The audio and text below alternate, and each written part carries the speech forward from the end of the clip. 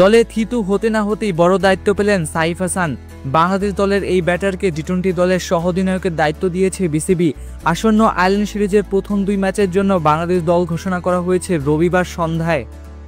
সর্বশেষ সিরিজের দল থেকে পরিবর্তন এসেছে দুটি, নেই তাসকিন আহমেদ ও শামীম হোসেন পাটোয়ারি। তাদের জায়গায় নেওয়া হয়েছে সাইফুদ্দিন ও অনভিষিক্ত মাহিদুল ইসলাম অঙ্কনকে। সাইফুদ্দিন ফিরলেও এবারও নেই সৌম্য সরকার।